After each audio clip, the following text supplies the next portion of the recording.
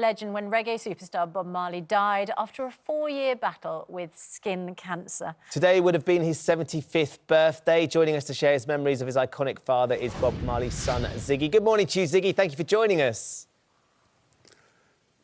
Yeah, good morning. Good to be with you. It's really great to have you here on the anniversary. What would have been your father's 75th birthday, of course. He was taken far too soon at a very young age of 36. 36, yeah. yep. You were only 12 at the time as well. I wonder what your memories of your dad were from way back then.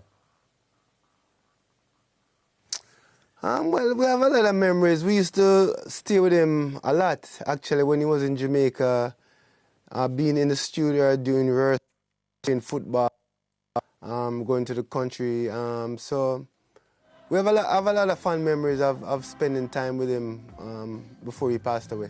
Do you think as well, Ziggy, that he would marvel at his profile now? Because, I mean, Bob Marley as a sort of an icon is even huger than he was back then, and the fact that his music is loved and adored and he sold so many records, from someone who seemed so humble when I look into his background and stuff, what would he make of the fact that people are celebrating his 75th birthday?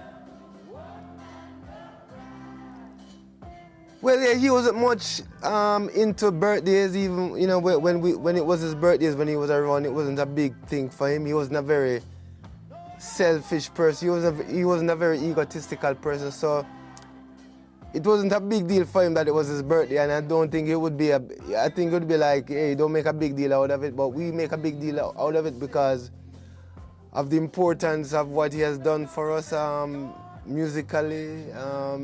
What he has given to the world, so we're making a big deal about it. He probably wouldn't want us to make a big deal, but we're going to make a big deal about it. But you are making a big deal, and quite right. His influence was enormous. His music is so powerful. You have a Marley 75 kind of series of festivities, don't you, to mark this occasion.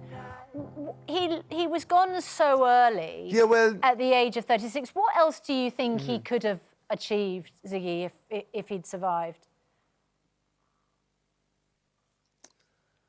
Well, I think his music continues. And the message that he brought is still going on and still important today. So his legacy is still working. He's still doing, his music is still doing the work. So it's the same thing as if he was here. You know what I mean? The music is still doing the work that people need to hear, to bring people together. So, I mean, it continues, you know, it never stops, and it will never stop. You know, that's how strong his message is.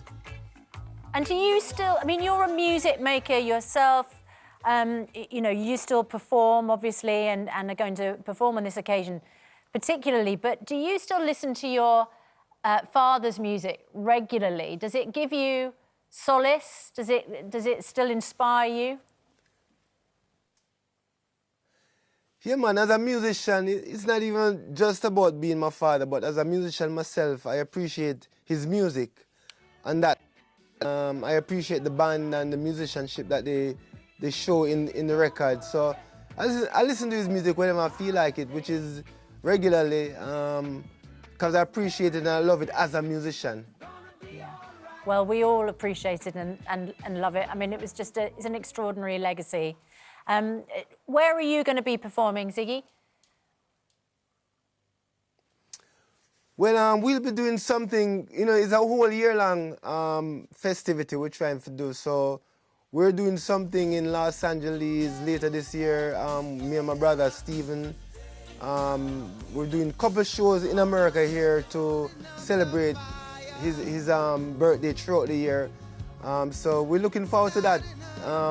Me and Stephen, my younger brother, doing his songs and kind of highlighting, you know, his message through concerts.